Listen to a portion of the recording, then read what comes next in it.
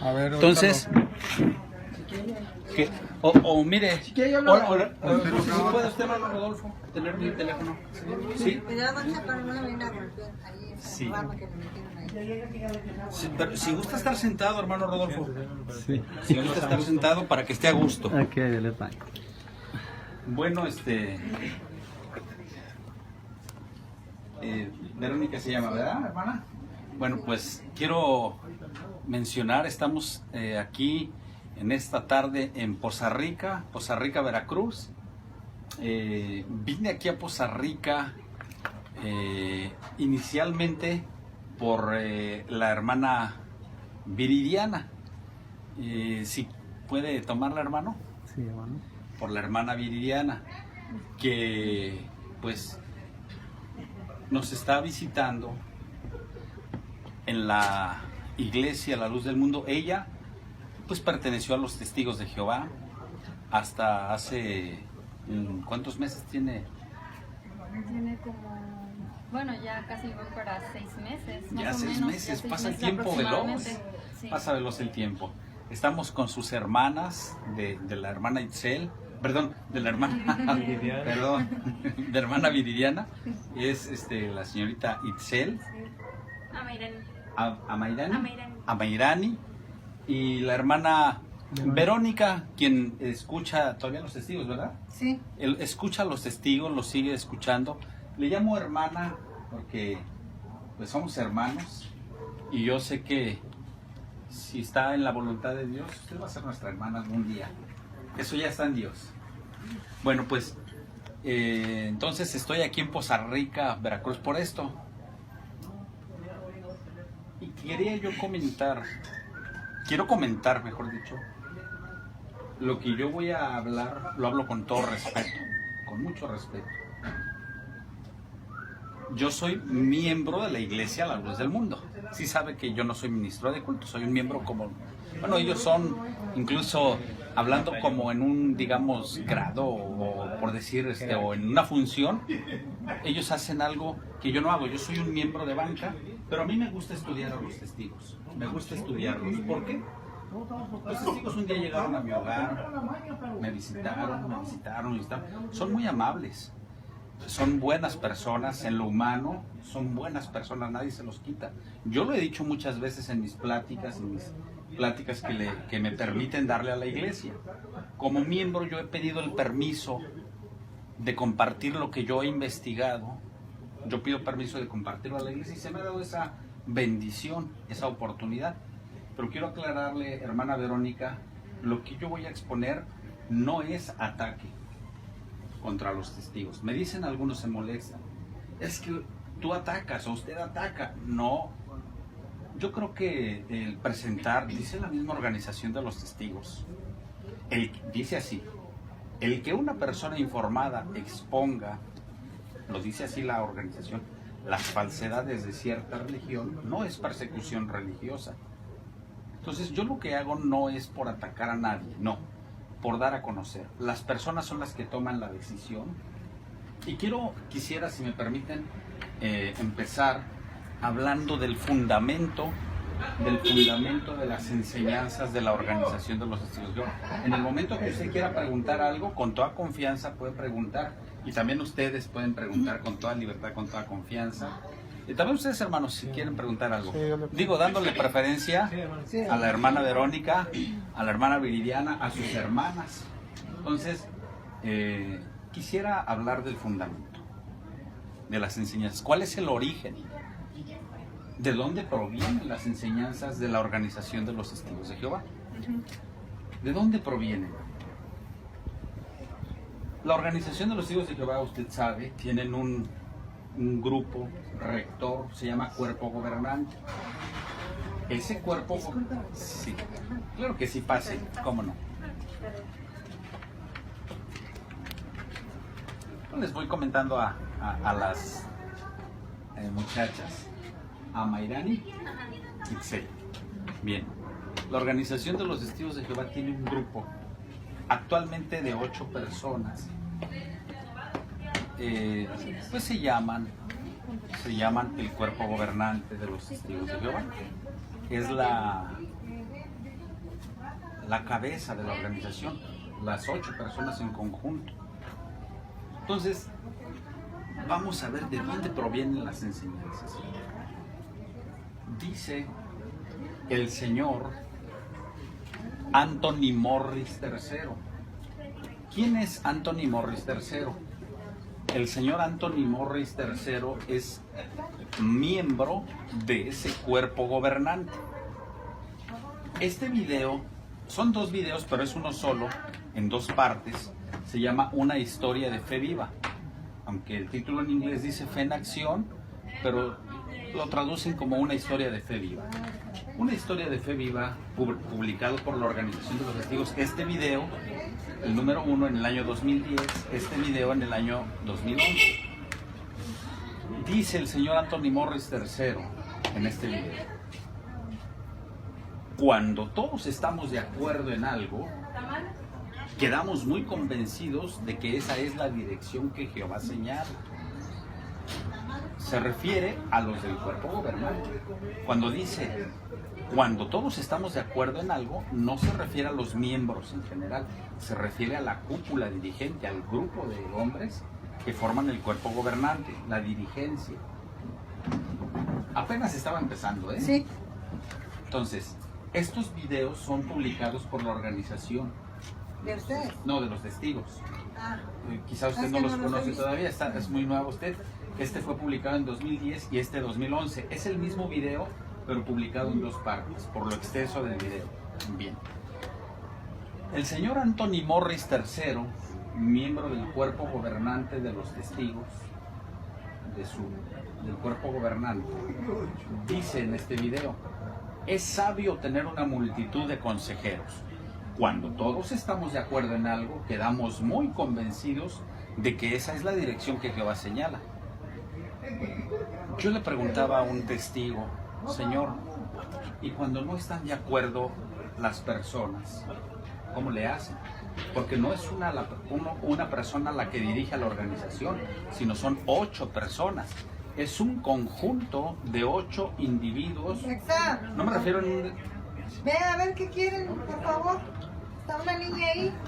no me refiero en un término despectivo de individuos, sino que son seres individuales con ideas, con pensamientos, con razonamientos propios y distintos de los demás. Pero el señor Anthony Morris III dice en este video: cuando todos estamos de acuerdo en algo, quedamos muy convencidos de que esa es la dirección que Jehová señala. La pregunta es: ¿y cuando no están de acuerdo, cómo le hacen? ¿Cómo le hacen? Lo hacen a través de votación. El que afirma está obligado a demostrar lo que afirma. Si yo digo algo, yo tengo que demostrar. ¿Cómo lo voy a demostrar? Así rápido. Esta revista Atalaya, a lo mejor usted no los ha visto así, a esto le llaman volumen, al conjunto a la colección de un año de revistas. La revista La Atalaya del 1 de junio de 1982, página 26, 27, 28 y 29, dice... aquí están hablando, dice: la senda de los justos ciertamente continúa haciéndose más brillante. Están hablando de los cambios de enseñanza, los cambios. Y dice: no trae mi segundo libro. No, hermano, se me pasó traer. Es que en mi segundo libro escribo esto, pero vamos a ver qué es exactamente lo que quiero decirle. Dice, ya está. Dice: Perdón, y como no lo traje, mira. Es que dice. Aquí está. No sé si quiera leerlo, verlo personalmente, quieran verlo ustedes. Dice, está hablando de los cambios de doctrina. Dice: pudiera decirse que dichos ajustes, cuando dice ajustes se refiere a cambios de enseñanza, solo que aquí dice ajustes, ¿sí? Pudiera decirse que dichos ajustes han seguido un principio que se puede decir gobierna el progreso de la verdad científica en los cambios de doctrina. Esto lo está diciendo la Organización de los Testigos en su revista Atalaya del 1 de junio de 1982. Dice, pudiera decirse que dichos ajustes han seguido un principio que, se puede decir, gobierna el progreso de la verdad científica. Yo me pregunté, ¿qué es eso de la verdad científica? No es la verdad de Dios. La verdad científica no es la verdad de Dios. Porque la verdad de Dios no cambia, permanece. ¿Qué es la verdad científica de acuerdo a lo que dice la organización aquí? Me puse a investigar. La verdad científica dice o dijo, ya murió, un filósofo austríaco llamado Karl Raimund Popper. Dijo que la verdad en ciencia no existe. Dice, la verdad en ciencia es un horizonte al que siempre se aspira a llegar, pero es inalcanzable. Dice, el método científico establece que una teoría es científica siempre que pueda ser corroborada intersubjetivamente cuantas veces sea necesario. Y luego dice, pero se considera falsa si en algún momento la comprobación empírica la refuta. ¿Qué significa esto en palabras simples, palabras comunes? No sé si me estoy dando a entender. ¿Qué significa? Que esa verdad científica es una verdad provisional, que cuando viene otra verdad y demuestra que esa verdad no es verdad, entonces sustituye a esa verdad. Entonces en realidad no era verdad. Eso significa en pocas palabras, no sé si me doy a entender. ¿Sí? Ok. Entonces dice que en las enseñanzas de la organización, en sus cambios de doctrina, aunque le llama ajustes, pero a eso se refiere, en los ajustes, en los cambios de doctrina, en los cambios de enseñanza, gobierna, no la verdad de Dios, gobierna, dice la propia organización, el progreso de la verdad científica. La verdad de Dios no progresa. Dios no es progresista, Dios es perfecto desde siempre. El pretender, el creer, el suponer que Dios progresa o la verdad de Dios progresa, estaríamos diciendo que entonces en el pasado fue errónea, estuvo mal. La verdad de Dios no progresa. Pero aquí dice que en sus enseñanzas gobierna el progreso de la verdad científica. Desde ahí estamos viendo que no es la verdad de Dios. Porque la verdad de Dios es una. Y no cambia a través del tiempo. No cambia debido a las circunstancias. La verdad que viene de Dios, la verdad de Dios no cambia debido a espacio, a ubicación, a tiempo. No, la verdad de Dios permanece para siempre. ¿Y cuál es la verdad de Dios? Su palabra. Su palabra es la verdad. Dijo el Señor Jesucristo, tu palabra es la verdad. Y esa verdad de Dios no cambia. Tiene una cualidad que es inmutable. Inmutable es que nunca cambia.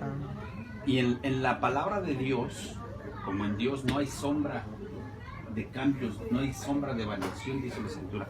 Pero aquí dicen la organización que en sus enseñanzas gobierna el progreso de la verdad científica. Ya vimos que es el concepto filosófico de la verdad científica. Y luego dice, pudiera decirse, dice aquí, que dichos ajustes han seguido un progreso un principio que gobierna el progreso de la verdad científica. Y dice, esto funciona más o menos así, lo dice. Esto funciona más o menos así. Aquí está. En pocas palabras, por si quieren verlo, en pocas palabras, esto funciona más o menos así. Más o menos así. Primero se presenta una proposición que está sujeta a argumentación. Sí, dice así. Primero se presenta una proposición, solo que no lo dice con claridad, pero ahí debería decir, primero se presenta una propuesta de doctrina, se presenta una propuesta de enseñanza, pero dice, primero se presenta una proposición que está sujeta a argumentación. Yo pregunto, ¿cuándo Dios ha dicho les propongo esto. Dios no es Dios de propuestas, Dios no propone, tampoco impone. Nos dio un libre albedrío, nos dio la libertad de decidir, de escoger, pero Dios no propone, Dios establece su enseñanza, su doctrina. Pero aquí dice, primero se presenta una proposición, una doctrina, que está sujeta a argumentación. ¿Podrá el hombre estarle argumentando a Dios y decirle, oye, pero ¿por qué? El barro le puede decir al alfarero, ¿por qué me hiciste así? Dios establece. Dios no anda proponiendo. Dice, primero se presenta una proposición que está sujeta a argumentación. La proposición ofrece grandes posibilidades de esclarecimiento o de aplicación práctica. Pero con el tiempo se ve que tiene ciertas faltas o debilidades. Esa propuesta, ¿sí? Con el tiempo se ve que tiene ciertas faltas o debilidades. Claro, porque son doctrinas de hombres. Porque la palabra de Dios, la verdad que no cambia, la verdad de Dios, no tiene faltas. No tiene debilidades. La verdad de Dios no tiene faltas. La verdad de Dios es perfecta, es pura, no cambia. Creo que si Dios no cambia, su palabra tampoco. Dios no es hombre para que mienta, ni hijo de hombre para que se arrepienta. Dios no anda cambiando. Dios dice, y así como dice Dios, esa es su palabra. Luego dice que con el tiempo se ve que tiene las faltas o debilidades. Dice, entonces la tendencia es ofrecer una proposición diametralmente opuesta. Entonces la tendencia es ofrecer una proposición, o sea, otra doctrina diametralmente opuesta. Pero ¿cuándo la presentan? Cuando se dieron cuenta que tiene ciertas faltas o debilidades. Dice, entonces la tendencia, creo no es sinónimo, pero llamemos la costumbre. La costumbre es ofrecer una proposición, dicho claramente, una doctrina diametralmente opuesta, totalmente opuesta. Y luego dice, con el tiempo se descubre que esa posición tampoco representa toda la verdad. ¿Cuál posición? La diametralmente opuesta. Tampoco representa toda la verdad. Pero lo increíble es, dice, entonces se combinan los puntos válidos de ambas posiciones. Es decir, se combinan ambas mentiras, ambas posiciones fallidas que tienen faltas. Dice, y entonces se combinan, dice, entonces se combinan los puntos válidos de ambas posiciones. Dice, vez tras vez ha aplicado este principio a la manera como se ha cumplido Proverbios 4:18. Vez tras vez, o sea, cada vez ha aplicado esa forma, dice este principio, esa forma, a la manera como se ha cumplido Proverbios 4:18. Voy a explicar qué es esto. La Organización de los Testigos dice que cuando hay un cambio de enseñanza, se debe a que la verdad, dicen ellos, es progresiva. No, la verdad no es progresiva. La verdad de Dios no progresa, siempre es perfecta. La verdad de Dios no progresa. O sea, la verdad de Dios siempre es perfecta, siempre. Entonces, ¿qué está diciendo aquí esta organización? ¿Qué está perdón, lo digo con mucho respeto, con respeto. Está mostrando la falsedad. Y no estamos hablando de un tema doctrinal en específico. Estamos viendo en lo general, porque esta es la manera, esta es la forma en cómo se lleva a cabo.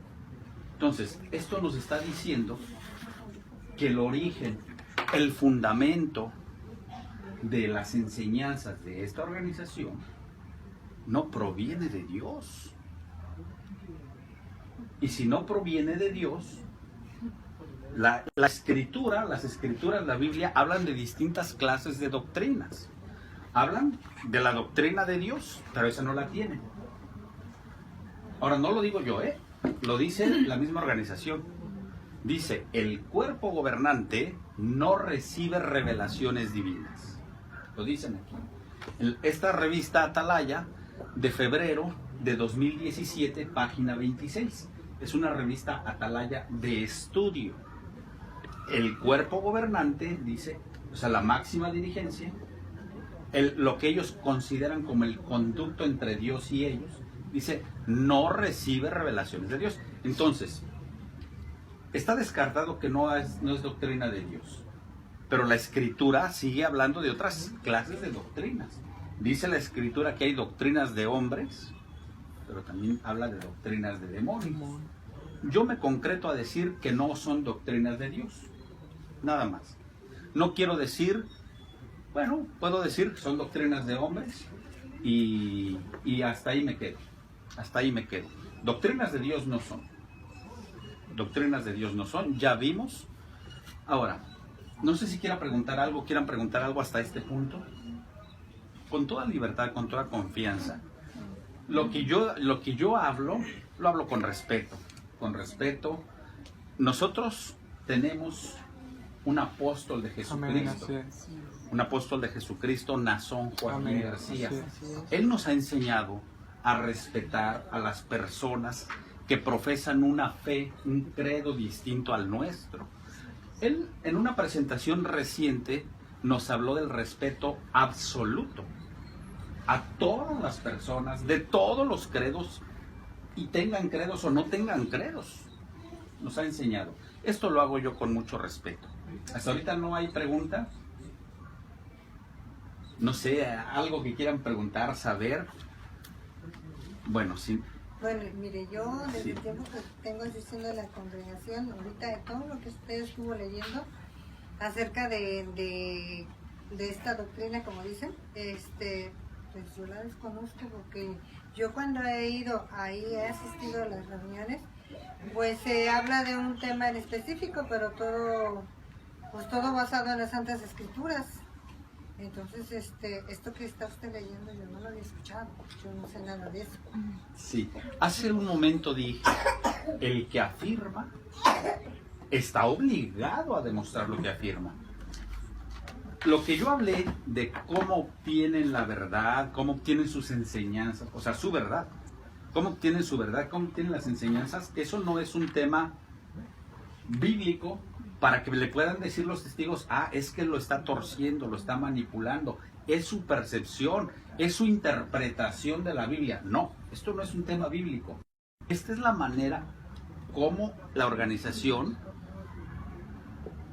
presenta sus enseñanzas, obtiene sus enseñanzas.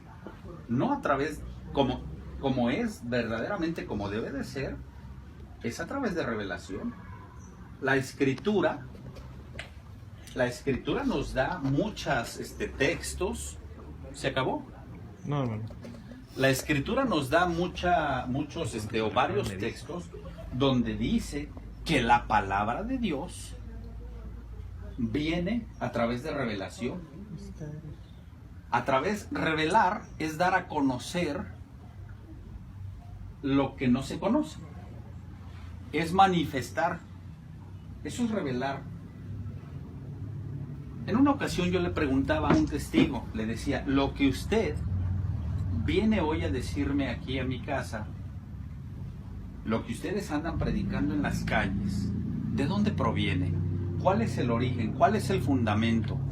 Me decía, no, yo no quiero hablar de hombres ni de organizaciones. Decía, no, yo no le voy a hablar de Russell, no le estoy preguntando a eso. Me refiero en general sus doctrinas.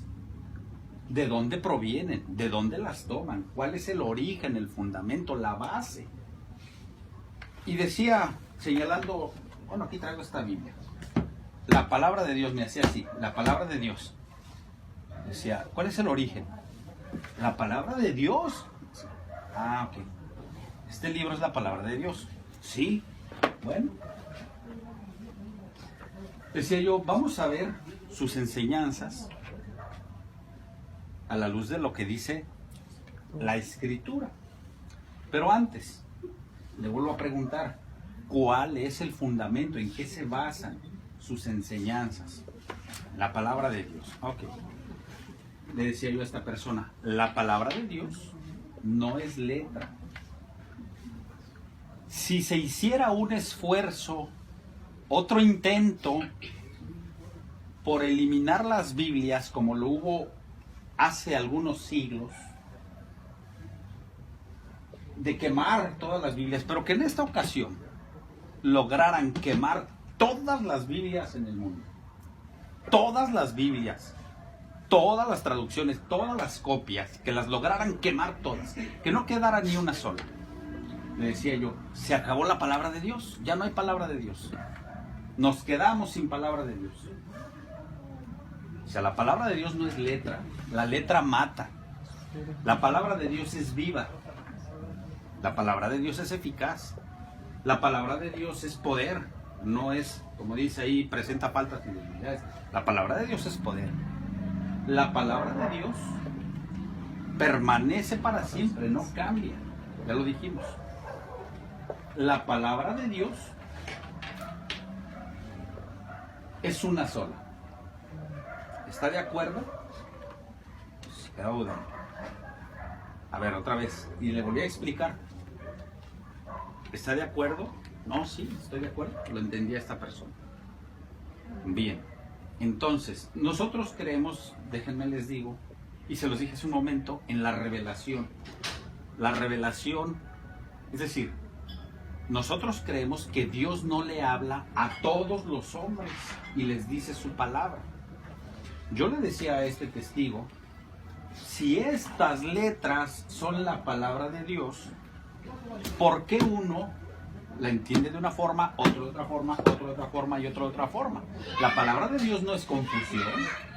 La palabra de Dios es como una lámpara. No es de confusión. Si esto es la palabra de Dios, ¿para qué se reúnen? ¿Para qué van a su lugar de reunión si tenemos la palabra de Dios, la cual nos dice qué y qué es lo que quiere Dios, cuál es su voluntad? ¿Para qué van? Le preguntaba, ¿no es necesario acaso que haya un conducto entre Dios y los hombres para que nos manifieste Dios a través de un conducto? Y la Biblia siempre lo ha dicho, le decía yo al testigo. La Biblia siempre nos ha hablado que Dios, al hablar con el hombre, excepto allá en el jardín de Edén, cuando hablaba con Adán, ¿sí? Pero después se valió de hombres, no de ángeles, se valió de hombres, porque hoy se escandalizan, ¡ay! Pero ¿cómo un hombre? Es que ya no hay apóstoles. Dios no puede, le decía yo al testigo, porque me decía eso. Es que Dios no puede tener un enviado.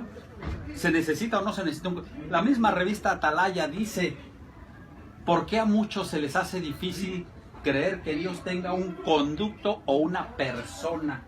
La misma revista Atalaya lo dice. Quizá porque anteriormente tenían un presidente que era el que dirigía la organización. Originalmente la organización de los testigos fue dirigida por una sola persona. Eso cambió con el tiempo. Después se hicieron cambios, dicen ellos, para que todo concordara, dicen, con el modelo bíblico. Y hicieron un cuerpo gobernante, basado en lo que dice Hechos. Bueno, entonces le decía yo, ¿es o no es necesario tener un conducto entre Dios y los hombres? No, pues sí, ya. Finalmente acepta que sí.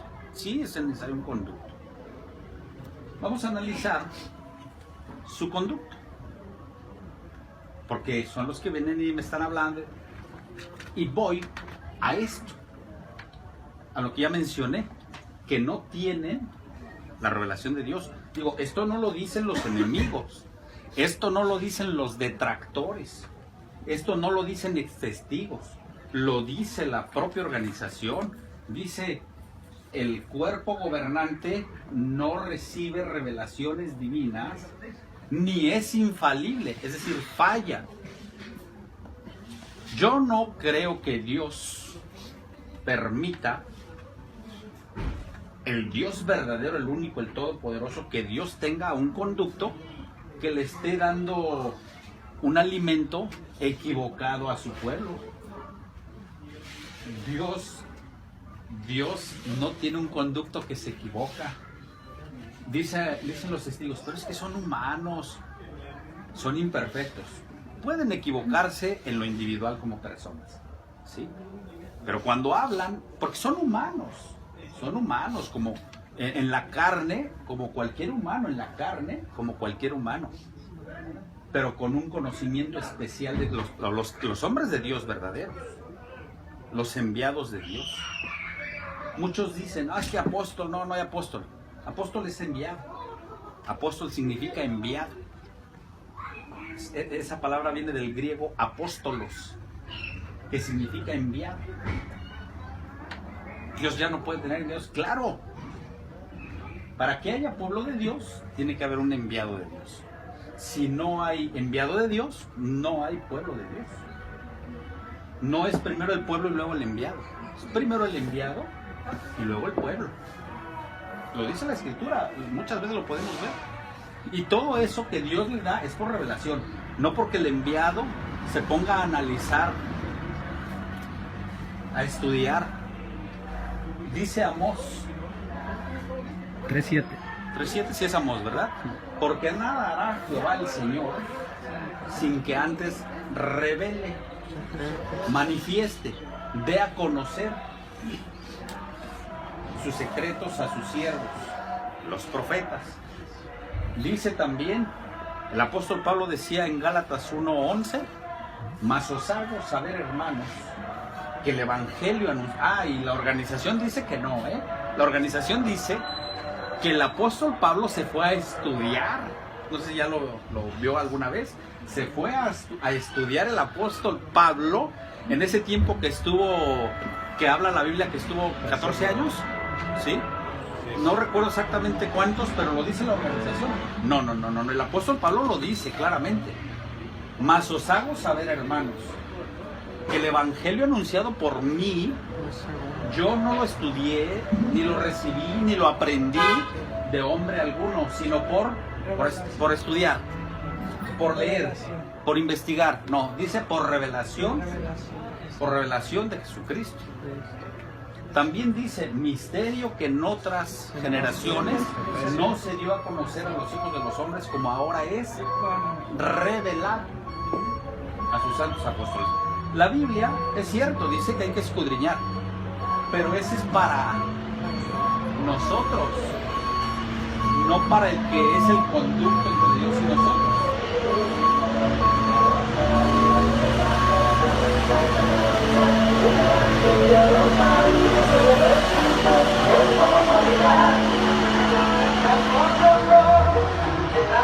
Entonces,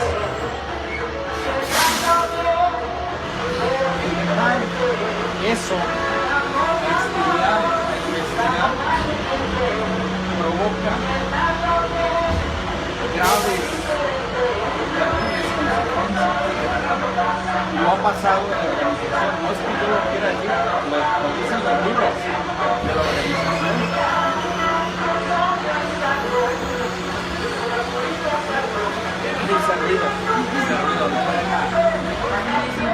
Bueno,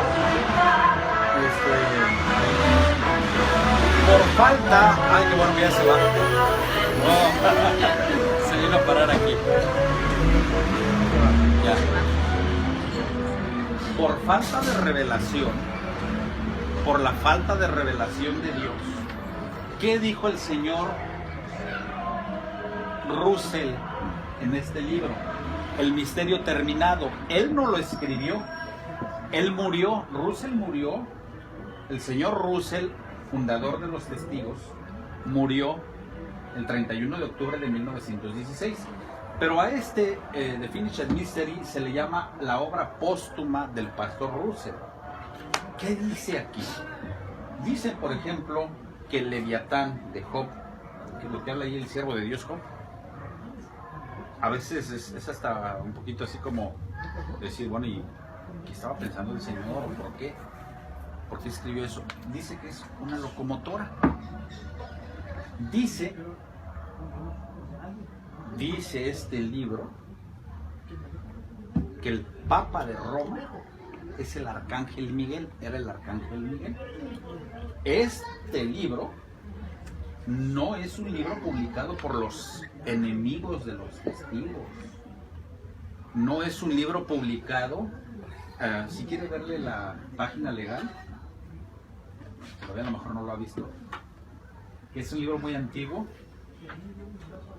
Es un libro publicado por ellos. ¿Sí? No, desconozco libros que están.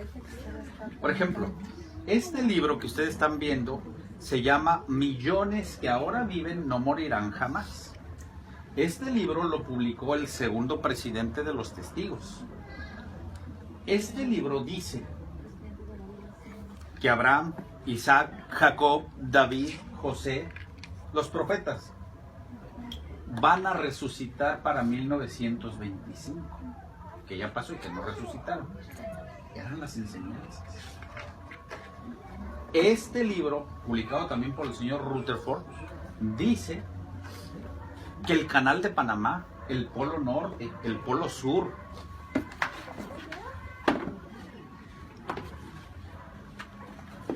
el libro Plan Divino de las Edades de 1886, publicado por Russell, este libro dice que que el canal de Panamá, el polo norte, el polo sur, la máquina de escribir, las cajas registradoras, la dinamita, son prueba de que el Señor Jesucristo estaba presente, no en 1914 como creen hoy.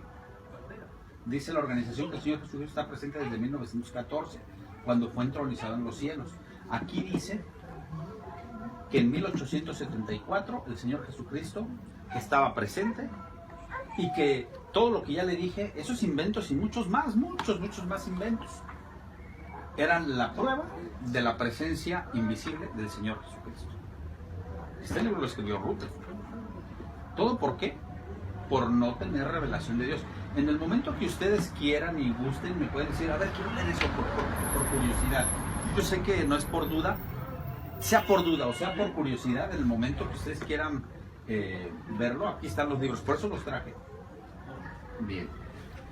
Por ejemplo, debido a la falta de revelación de Dios, por no tener revelación de Dios, en este libro llamado La Creación, el señor Rutherford, segundo presidente de los Testigos de Jehová, dijo, bueno, déjenme decirles primero, la organización de los Testigos de Jehová enseña, dice que el Dios verdadero no es omnipresente. Dicen ellos, el Dios verdadero no es omnipresente, lo dice la página 698 del libro Perspicacia para comprender las Escrituras, volumen 1. Dicen que no es omnipresente, que tiene una ubicación concreta en el cielo y que Dios no puede estar en ningún otro lado. Cuando, por ejemplo, el libro de los Salmos dice, y si me voy a lo profundo del mar, allí estás, allí estás. No dice, desde allá me vas a ver en el profundo de la mar, no dice que desde allá me vas a ver, ahí estás. Si me voy allá, ahí estás. No dice, desde el cielo me vas a ver, ahí desde allá me vas a poder ver. No, dice el salmista, ahí estás tú. Bien. Pero, ¿dónde creían los testigos que estaba Dios? Claro, ya no lo creen hoy, ya no lo enseñan. Pero esto es parte de una enseñanza que ha ido cambiando y cambiando y cambiando y cambiando. ¿Qué dice el libro La Creación? Que la morada de Dios es el conjunto de las Pléyades. Las Pléyades es una constelación de estrellas, un grupo de estrellas. Se llama las Pléyades. Este libro lo dice, que Dios vive, que la habitación de Dios es en las Pléyades. Decir que Dios vive en las Pléyades, o sea, es decir, ubicarlo, encerrarlo, ponerlo en un lugar, al Dios que los cielos de los cielos no lo pueden contener.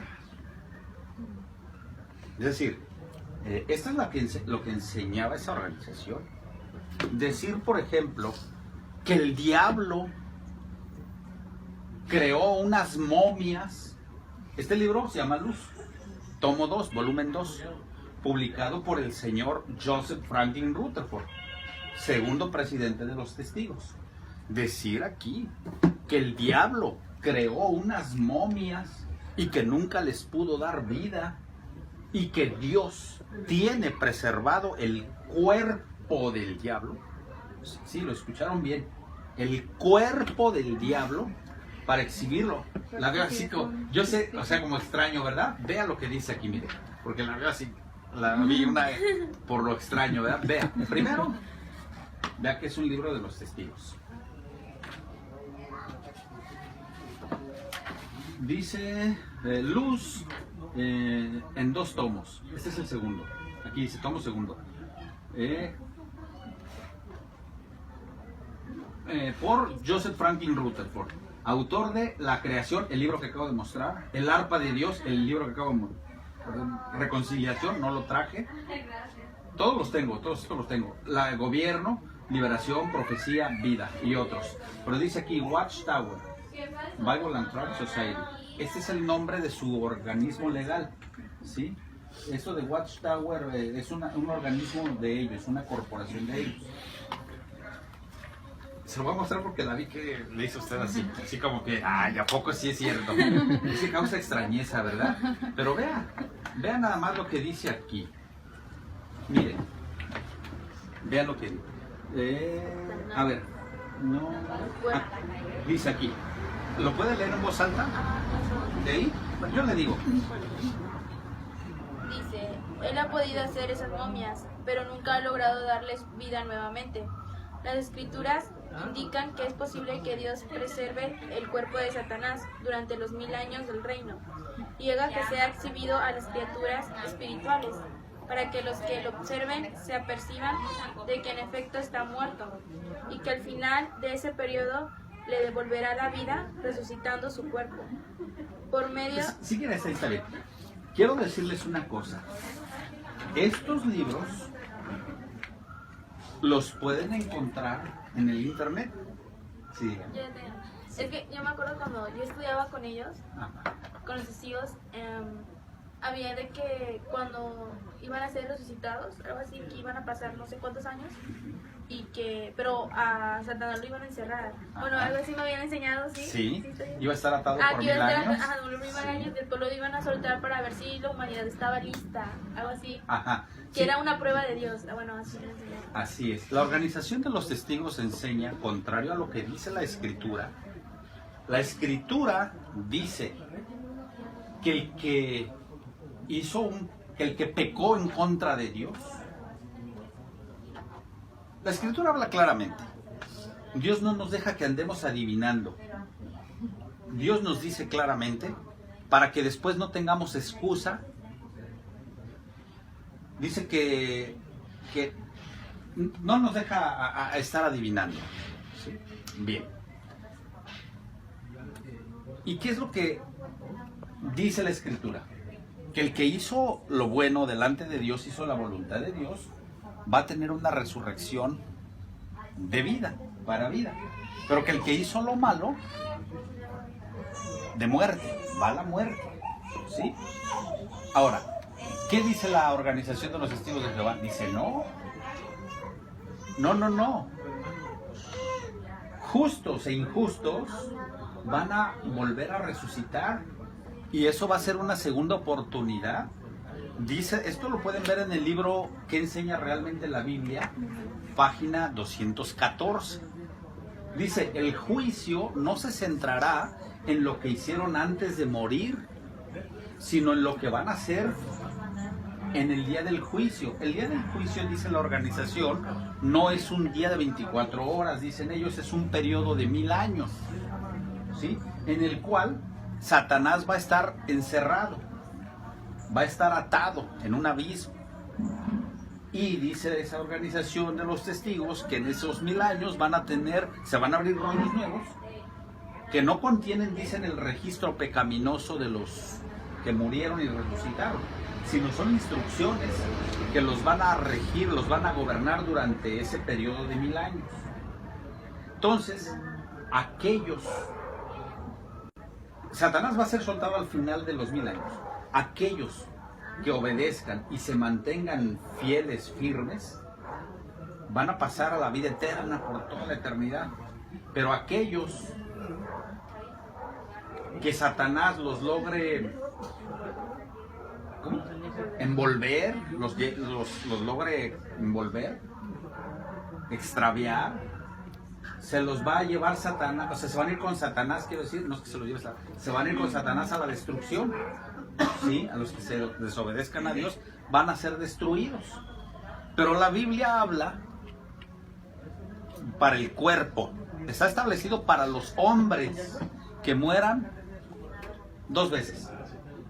¿Dice 2 veces? No, dice que mueran una sola vez, no 2 veces, una sola vez, y después de esto el juicio. O sea, no dice después de esto una oportunidad, no dice que mueran y van a tener otra chancecita. No, porque la organización dice, esto es, por así decirlo, borrón y cuenta nueva, así lo dice. Véanlo, lo que dice la página 214 del libro, no lo traje, pero es el libro, ¿cómo se llama? Que enseña realmente la Biblia. ¿Cómo que borrón y cuenta nueva? La Escritura no dice que borrón y cuenta nueva. La Escritura no habla de una segunda oportunidad para el pecador. No. El inicuo ese de plano no va a ser resucitado, dice la organización, aunque se contradice. Híjole. Creo que no los traje, pero, por ejemplo, miren, el libro Usted puede vivir para siempre en el paraíso en la tierra, dice, como ejemplo de los que no van a resucitar, son los sodomitas, los de Sodoma y Gomorra. Pero ¿qué dijeron en ese mismo libro? La misma página en su primera edición, que sí van a resucitar. Entonces, a ver, o sí o no van a resucitar. Todo esto es producto de personas que no tienen la revelación que viene de Dios, porque la revelación que viene de Dios a sus apóstoles no cambia. Dios no va a estar jugando con su palabra. Dios no juega con la salvación de las personas. Dios es de una sola palabra. Pero esta clase de cosas es lo que enseñan y dicen. Pero así es lo que dice la organización de los testigos. Y puedo seguir diciendo más y más y más y más y más cosas. ¿Sabe cuál es la enseñanza de la organización de los testigos respecto a esta tierra? Dicen que esta tierra, después del Armagedón, ¿sí le han hablado de eso? Sí. ¿Sí? Ok. Los resucitados y los sobrevivientes, a ver si me... creo que más o menos usted sabe. Los sobrevivientes son los que pasan y entran, por decirlo así, digamos que aquí empieza el milenio, el día del juicio, los 1000 años. Los que pasaron con vida, esos se le llaman los sobrevivientes, esos son los sobrevivientes. Y los que dentro ya de este periodo de tiempo, de aquí para acá, resucitan, esos son los resucitados. ¿Sí? Pues dice la organización de los testigos de Jehová que los sobrevivientes y los resucitados tendrán el privilegio de convertir este globo terráqueo en un hermoso paraíso de sublime belleza. Y esa enseñanza no ha cambiado, sigue vigente. Lo que pasa es que ya no les dicen cómo lo van a hacer. Pero ¿sabe cómo van a hacer eso? Este libro que se llama De Paraíso Perdido a Paraíso Recobrado, publicado por la Organización de los Testigos, dice que tanto los sobrevivientes de Armagedón como los resucitados van a recoger los cadáveres, los huesos, sí, así lo dice, durante 7 meses proféticos, página 210. Dice, durante 7 meses proféticos, déjame buscarlo para no decirlo de otra forma.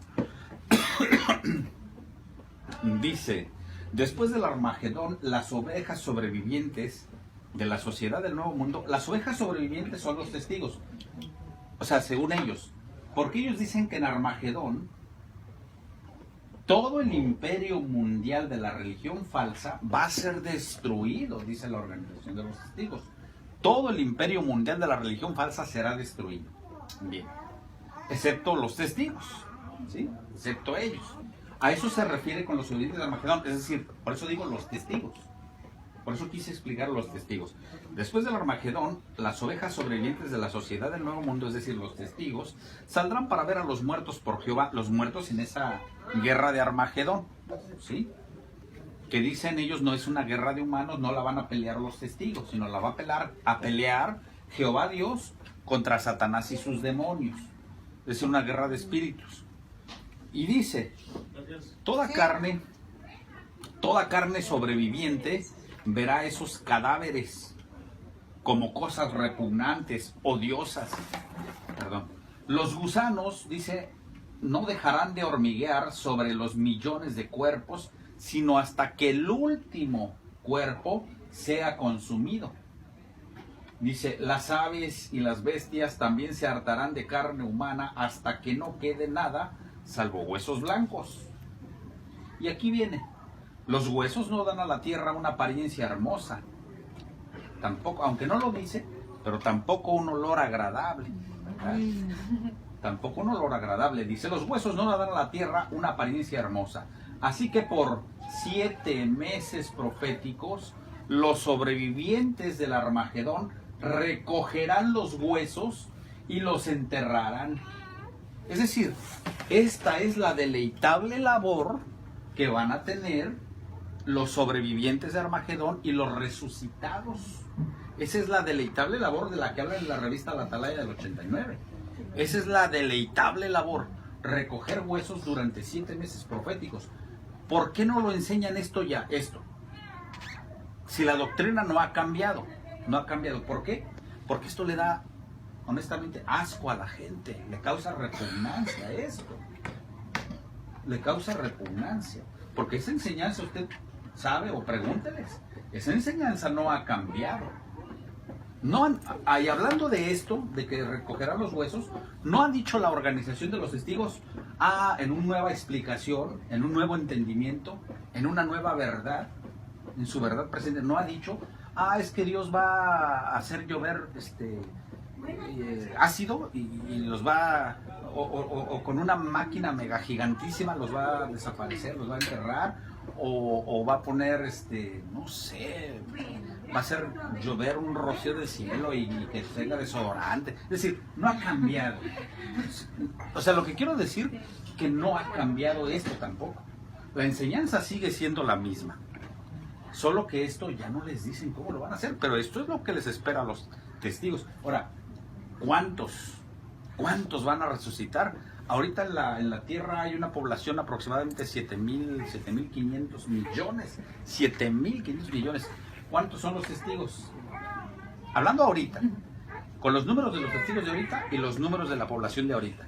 Porque quién sabe cuántos sean en el futuro cuando ellos... Que no va a pasar esto, por supuesto, que estas son fantasías que se dejan a la imaginación de las personas.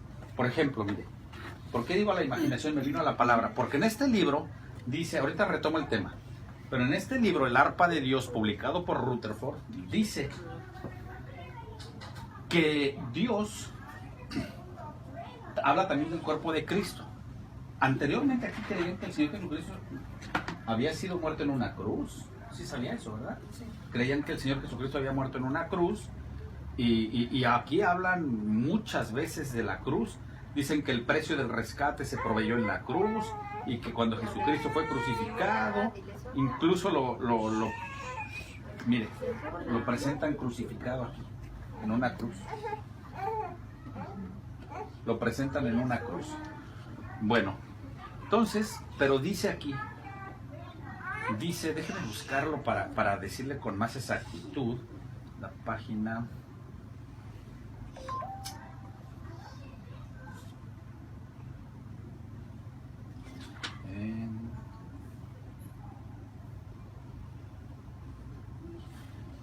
Acá está.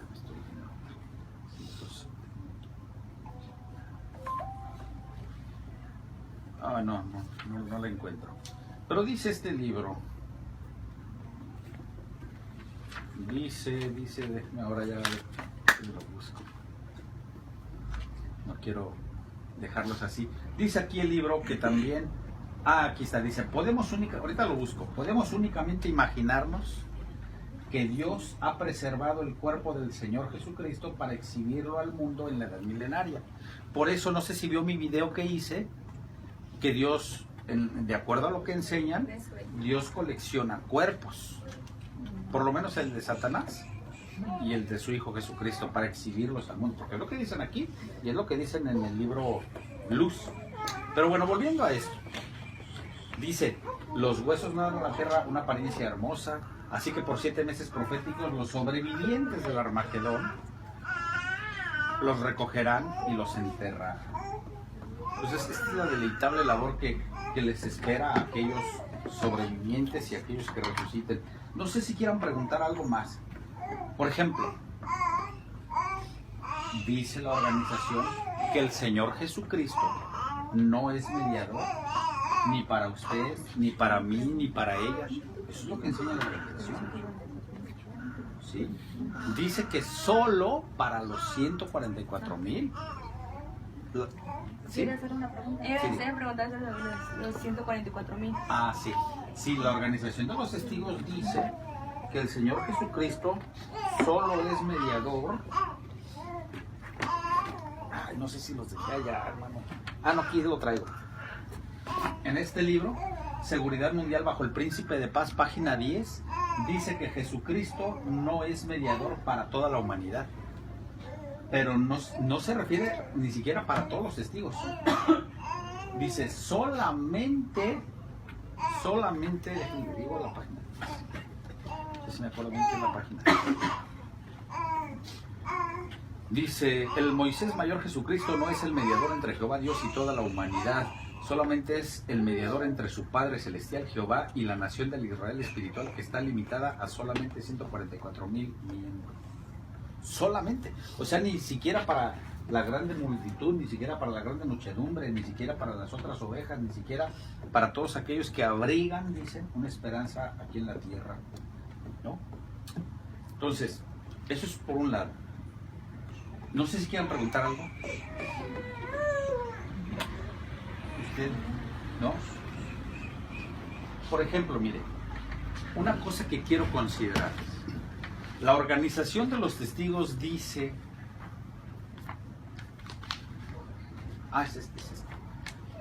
Este folleto, ¿Quiénes hacen la voluntad de Jehová en nuestros días?, viene por lecciones, no por páginas. ¿Qué dice la lección 2? ¿Por qué adoptamos el nombre de Testigos de Jehová? Pero antes déjeme decirle, este libro se llama Los Testigos de Jehová en el propósito divino. Es un libro que publicó la Organización de los Testigos de Jehová en 1959, originalmente en inglés, y este que es español, lo publicó en 1965. ¿Qué dice la página 8? Dice, ¿qué dice la página? Déjenme se lo digo. ¿Saben ustedes? Dice así aquí. O sea, aquí dice: ¿saben ustedes que los testigos de Jehová son el grupo religioso más antiguo de adoradores del Dios verdadero, el pueblo cuya historia es más antigua que la de cualquier denominación religiosa de la cristiandad o hasta del judaísmo? Está diciendo la Organización de los Testigos de Jehová que ellos son más antiguos que la Iglesia Católica, que todas las religiones que desdeñosamente, que peyorativamente, que despreciativamente le llaman de la cristiandad. Son más antiguos que cualquier denominación religiosa de la cristiandad o hasta del judaísmo. O sea, hasta de ese pueblo de Israel, que era el pueblo especial escogido de Dios.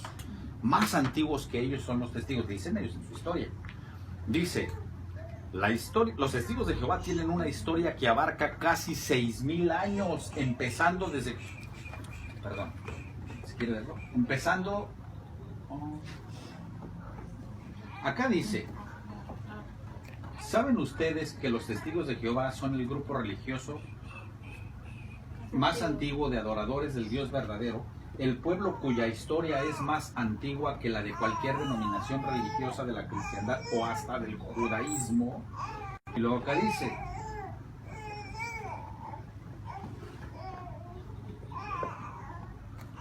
acá está arriba, dice, los testigos de Jehová tienen una historia que abarca casi 6,000 años, empezando desde cuando el primer hombre Adán todavía vivía. Este libro es publicado por ellos. Vean. Watchtower Bible and Tract Society of New York. Esta es la de Nueva York, tiene la de Pensilvania y tiene muchas corporaciones los testigos.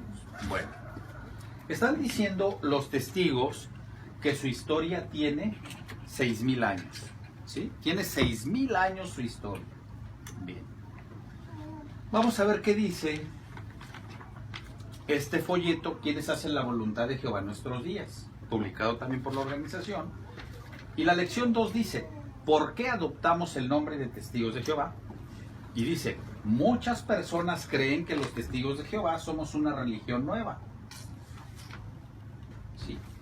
Sin embargo, hace más de 2,700 años, a los siervos del Dios verdadero se les llamó Testigos de Jehová. ¿No? Los suyos. Testigos suyos, bueno. ¿Sí? Ok. Dicen, muchas personas creen que los Testigos de Jehová somos una religión nueva. No, según ellos no son nuevos, tienen 6,000 años de historia, según lo que dicen ellos aquí. No son nuevos. Bueno, dice, sin embargo, hace más de 2,700 años se nos llamó Testigos de Jehová. O se nos llamó, Dios nos llamó testigos suyos, Testigos de Jehová. ¿Sí? Bueno, ok. Entonces la pregunta es, ¿sí sabe que antes los testigos se llamaban estudiantes de la Biblia? ¿No lo sabe? No. Ese fue su primer nombre. Se llamaban estudiantes de la Biblia en 1914. En 1914 adoptaron, déjenme le busco aquí, el nombre de, a ver si está por aquí. Mire, en un ratito más se lo muestro, pero en verdad, es decir, en 1914 se pusieron estudiantes. ¿Usted sí sabe? No, no recuerdo. ¿No? A ver, vamos a ver, estudiantes de la Biblia, para... Es que no recuerdo en qué página puede estar ese dato. Yo mismo lo he publicado varias veces, pero no me acuerdo en este momento. Estudiantes, la Biblia, a ver, 127. 127, vamos a ver qué nos dice. Oh, ya sé en cuál sí me la sé la cita. Ese también es de los testigos, todo es de los testigos. Pues es que para poder preguntar sobre todo esto, necesitaría haber leído todo eso. Porque yo desconozco esos libros hasta ahorita que... Es lo que pasa, muchos desconocen el pasado que hay dentro de esta organización. Y usted tiene razón, porque la organización no se los da a conocer. Dice la organización, no está oculto. Ahí está nuestra historia, sí. Pero la organización de los testigos les dice, lo cierto es que analizar la historia de la organización de Jehová nos beneficia. Además, nos viene bien conocer nuestro pasado y aprender de él. ¿Por qué dice la organización esas palabras sabiendo lo que hay en su pasado? ¿Por qué dice? ¿Por qué se atreve a decir? Porque la organización, sin duda, le apuesta a que el testigo no va a investigar su historia, por varias razones. Una de ellas va a decir, bueno, me lo está diciendo el esclavo fiel discreto, el conducto de Dios. Quiere decir que todo está bien. Otra razón por la que la organización le apuesta y temerariamente dice, analicen la historia. Otra razón es que entre su estudio del libro de congregación, entre su noche de adoración, entre su servicio del campo, entre sus reuniones, entre sus quehaceres diarios, entre todo eso, ¿qué tiempo le va a quedar al testigo para estar estudiando, entre mantenerse al día con la iluminación bíblica más reciente, como le dicen? ¿Qué tiempo le va a quedar de estar analizando la historia? Por eso muchos desconocen todo lo que hay. Muchos lo desconocen. Además de que la organización dijo en una ocasión, yo hice una publicación donde dice, estudia, investiga, pero no investigues. Así hice una publicación en Facebook. ¿Por qué? Porque la organización les dice, investiga, pero también les dice, no, usted no tiene que gastar tiempo en hacer esa investigación. En la organización hay hermanos que ponen su tiempo para que investiguen. Eso lo dijo la organización. Bueno, pues o estudian o no estudian, investigan o no investigan, ¿sí? Por eso digo que la organización cuando les dice que investiguen su pasado, es demagogia, nada más puro bla, bla, hablar. O sea, les dice, estudia, pero en realidad, o sea, investiga, pero en realidad le está diciendo, no investigues, no pasa nada, todo está bien. Pero bueno, volviendo a lo del nombre, mire, solamente para que, aquí está. Dice, en 1914, para evitar que hubiera confusión con una corporación que acababan de formar, llamada International